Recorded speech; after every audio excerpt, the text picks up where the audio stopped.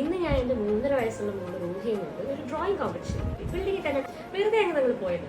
Mind you, ലൈഫിൽ ഇതുവരെ റൂഹി ഒരു ഡ്രോയിങ് കോമ്പറ്റീഷന് പോയിട്ടില്ല. എന്താന്ന് പോലും റൂഹിക്ക് അറിയില്ല.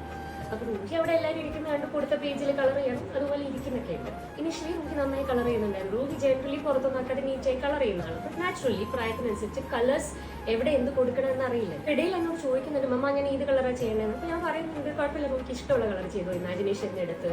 പക്ഷേ എന്നിട്ട് പോലും ഞാൻ നോട്ടീസ് ചെയ്ത് അവിടെ എവിടെയൊക്കെ റൂഹി റോങ് ആയിട്ട് കുറച്ച് പുറത്തേക്കൊക്കെ കളർ ചെയ്ത് തുടങ്ങിയപ്പോൾ അങ്ങനെ ചെയ്യല്ലേ ഇങ്ങനെ ചെയ്യണം എന്ന് പറയാനുള്ള എൻ്റെ ഒരു ഏർജ് ഭയങ്കര കൂടുതലായിരുന്നു. ഞാൻ കൺട്രോൾ ചെയ്യായിരുന്നു. എന്നിട്ട് റൂഹി ഒരു പാരറ്റിന് പച്ച കളറിന് പകരം കറുപ്പ് കളർ കൊടുത്തപ്പോഴത്തേക്ക് ഞാൻ ഇൻഡയറക്ട്ലി തമാശ രീതിയിൽ പറയുന്നുണ്ട്, ഇത് കറുത്ത പാരറ്റോ ചോദിക്കുന്നുണ്ട്. 15 മിനിറ്റ് കഴിഞ്ഞപ്പോൾ റൂഹിയുടെ ക്ഷമ നശിച്ചു. റൂഹി വെറുതെ സ്ക്രിബിൾ ചെയ്ത് അത് നശിപ്പിച്ചു.